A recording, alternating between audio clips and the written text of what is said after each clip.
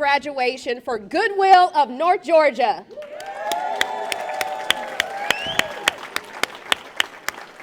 I am so excited. My name is Elaine Armstrong, and I get to serve as Vice President of Marketing for Goodwill. But today, I have the pleasure of celebrating with all of you in the room these fine graduates who are dressed in blue. Don't they look good? So graduates, not only are you graduating today, are we here celebrating you today, but you get to do a first. You are the first class that ever gets to walk in blue cap and gowns for Goodwill. So you are setting the stage for all the graduates who get to come behind you, and I don't know how they look in blue, but you look good. All right, so today we are going to celebrate more than 250 graduates who have completed Goodwill's programs over the past year. They have gone to work at places like Amazon and Walmart and Department of Labor and even our own Goodwill of North Georgia. We are so excited to celebrate you all. So without further ado, I'd like to bring up, I don't know if he's graduating or not, but we're gonna bring up our President and CEO, Mr. Keith Parker.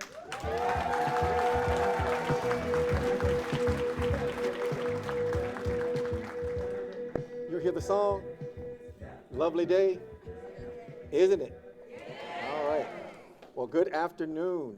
I am so thrilled to be with you because this is the most fun part of my job.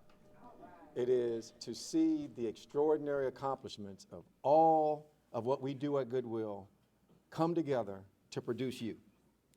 So all of you should be extremely proud and thrilled to be a part of this class, the 2023 class, because this class is exceptional in a lot of different ways. Yeah.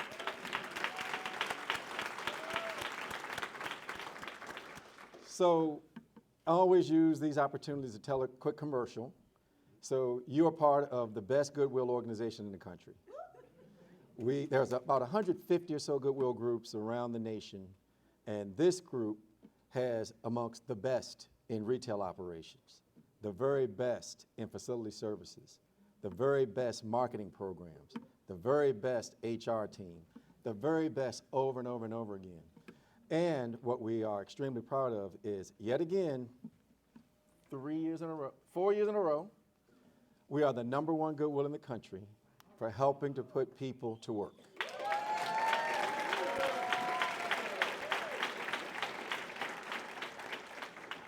Now, the value of your certificate, your diploma, is more valuable today than what it was a few years ago. But I want to challenge you to make it more valuable moving forward than what it is today. How can you do that? You can do this by whatever position that you're in now, aspire for more. No matter whatever obstacle you might face, overcome that obstacle so that 2 years from now, 3 years from now, 4 years from now, when the next group sitting in their cap and gowns, their Goodwill certificate is even more powerful because you have achieved so many great things. Now, tomorrow night, I have this great honor of speaking to my son's school. I got a 10-year-old son, and so they asked me to do the commencement address for the kids who are young people who are graduating. And so he told me, there's only one thing I want you to accomplish during your speech. Don't embarrass me. And he's so excited and so proud that I'm coming to speak tomorrow with the group that he's going with some of his friends to the Atlanta Braves game while I'm giving the speech. So because of that great confidence that he's shown me, I'm not going to be your commencement speaker today. Instead, we have a few of my bosses here in the audience, two of whom are part of our program. I want to introduce first Kirk Halpern, who's in the back, former board chair. So please thank Kirk for being here.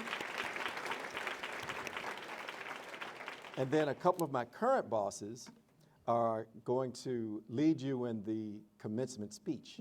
So the first one, I'm going to introduce him and give him the honors of introducing our commencement speaker. So I've known this gentleman, Dr. Kofi Smith, since I arrived in Atlanta. And he was a star when I got here. And now he is a nova, supernova. He is a great business person who has started his own company after a great career over at the airport, where he led, and I always make sure I have to read this properly, the Atlanta Airlines Terminal Company, where he led a group with over close to $1 billion in operating dollars and $650 million in capital projects for the America's and the world's busiest airport. Today, he runs a new business that he started up just a couple of years ago, Keystone Management, and they're growing like crazy. So a fantastic businessman. But that's not what he's most proud of. He's proud more so of his faith, his friendships, and his family. And he exudes it in everything he does. So I want to thank our board of directors, chairman of the board, Dr. Kofi Smith, for all the great leadership he's shown us, and for being here today to introduce our commencement speaker. Dr. Smith.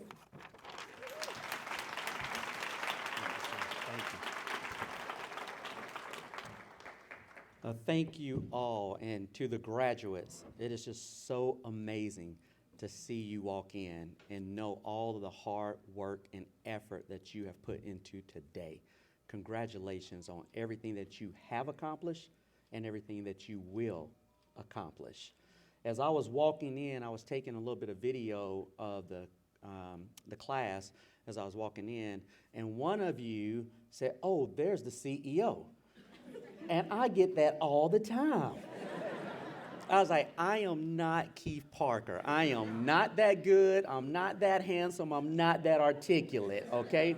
But I do every now and again try to battle him on the best dress.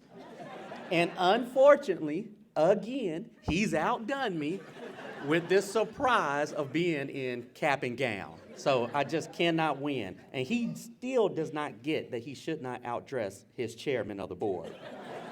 But it is okay. I have the pleasure and the honor of introducing our commencement speaker. Ms. Winnifer Thomas-Cox is one of the most phenomenal individuals that you will meet.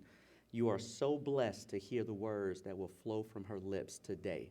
She serves as Accentra's managing director and leads the health and public service practice for Accentra's Interactive South Market unit, which includes 13 southern states, where she is fortunate to have the opportunity to wake up every single day and work at the intersection of her Wharton School education, her 25-year professional experience, and her purpose, which is helping health organizations, state and local governments, higher education institutions, and not-for-profit organizations deliver on their ambitions to provide exceptional service and an optimum experience to all of their stakeholders. As the lead for the health and public service practice, Winnifer is charged with driving innovation, digital transformation, and business experience efforts for the firm's clients. She offers over 25 years of diverse leadership, marketing strategy, brand management, consulting, creative agency, the digital transformation experience, and is well-versed in several industries. She has worked with some of the world's largest leading organizations, some of which we all know that are headquartered right here in Atlanta. Chick-fil-A, the Coca-Cola Company, Georgia Pacific, the Home Depot, UPS, Sage Software, also Wells Fargo, Verizon Enterprise Services, Nike, Food Lion, and BB&T, now known as SunTrust. Being raised in Pensacola by grandparents with first and sixth grade literacy, Winnifer is deeply committed to the mission of improving lives through improving literacy. And as a personal passion, she serves on the board of trustees for the Literacy Action, the largest adult literacy not-for-profit in the South. She is passionate about team building, mentoring, and coaching, and she welcomes the opportunity to support the development of future leaders. Winnifer is a graduate of the University of Pennsylvania's Wharton School. She lives outside of Atlanta. She has 2 furry family members. She has been married for 29 years. 30 years. 30 years to her fabulous husband, David, and she has 2 adult children, David Jr. and Sarah Holland. If you would not mind, help me welcome to the podium our fabulous commencement speaker, Miss Winnifer Thomas-Cox.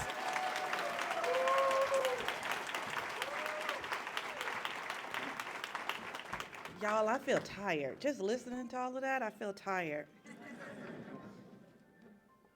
Let me get this set up so we can get going. Well, first of all, good morning. Good afternoon. That's right. See, that's right. Thank y'all. Getting me straight. Thank you. It is my honor and my pleasure to address you, the Goodwill Metro Region Program graduates. I'm truly humbled by this privilege. Today, I want to talk to you about the power of a story. I want to talk to you about the power of your story. See, there was a time when I didn't share my story so freely. I thought maybe the reason I got asked to do these talks is so I can talk about my life and my stuff, my business, and my hardships, to tell my story for entertainment, right, for somebody else's amusement in terms of my trauma. I was wondering if people were seeing me as a sideshow. I'm like, don't y'all know what I accomplished? I'm a managing director at one of the world's largest consulting firms. I manage one of our largest businesses. I sit on the board of the Goodwill of North Georgia. Let's talk about that. But my story is exactly why I get invited to speak. I had to remind myself that what I accomplished, no matter how dope I believe I am, I had to remind myself that it doesn't mean anything unless you know what I had to go through to get there. So do y'all mind, let me just ask for permission. Do y'all mind if I get a little comfortable real quick? I know I only got a few minutes, so I want to get real fast. Can I do it? Yes. All right. So let me tell y'all who Kofi told about all this stuff, all these businesses I worked for. That's what I did. Let me tell y'all who I am, right? I am that poor little black girl that was born in abject poverty. And if you don't know the difference between abject poverty and poverty, you better ask somebody. Because abject poverty is about not knowing how many meals you're going to have in a day. It's about not knowing if you're going to have a meal at all. It's the fear of eviction regularly. It's changing schools no less than 6 times between your middle school and your high school graduation, right? It is being the oldest daughter of a drug-addicted teen mother who lived in and out of homelessness for the majority of her life, who I lost 3 years ago when she was hit by a train in Cantonment, Florida. I'm the oldest sister of a brother who will be released on June 26th after being incarcerated for the last 16 years.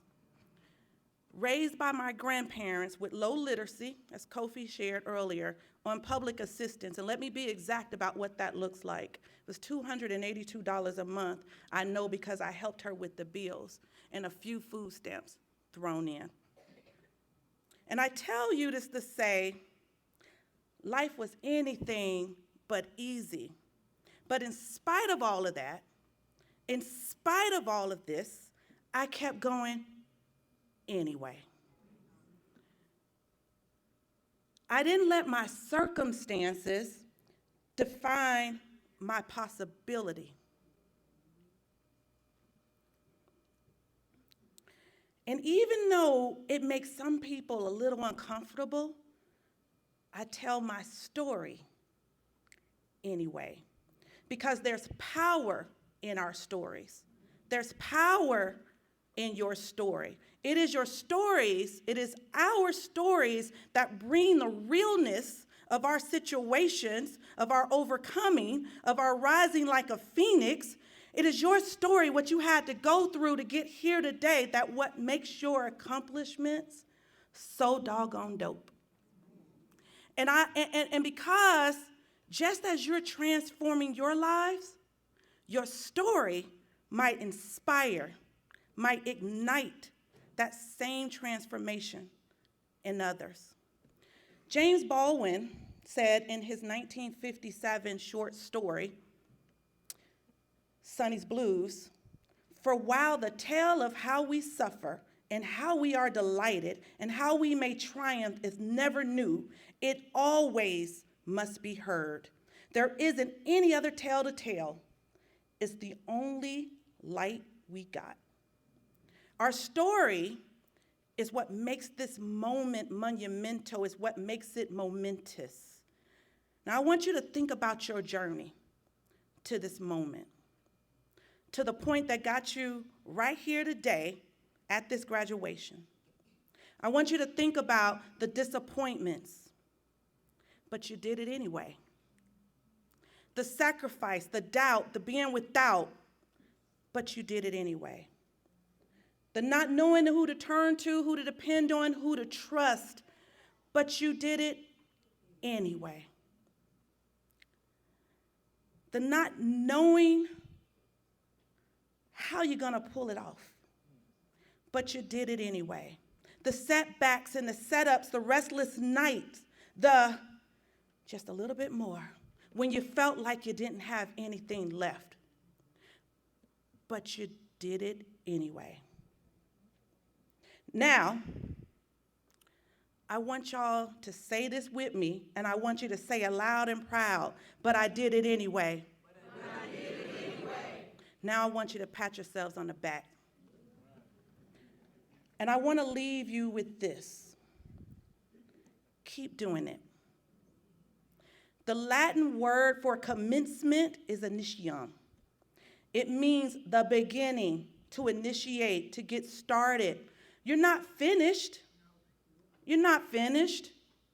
When stuff gets hard, and it will, keep doing it. When the fear takes a hold of your chest, keep doing it. When the naysayers, oh, we don't talk about them, keep doing it. When we feel like that everything is against us, and there will be days like this. On these days, I remember a quote from the greatest book that I've ever read. "No weapon formed against me shall prosper." And when you feel like the process ain't processing, look in the mirror and say, "Cousin Winnifer," because we cousins now. Say, "Cousin Winnifer told me to keep going, keep doing." This poor little black girl from Pensacola, I tell myself that every day. Winnifer, you got this. Keep doing it. Keith, where you at, Keith? Keith, they told me that they told Miss Deborah that because she was providing transportation services for her friends and family that she couldn't start a legitimate business. But what did you do, Miss Deborah? She did it anyway and is graduating the Good Biz program today. Jenny?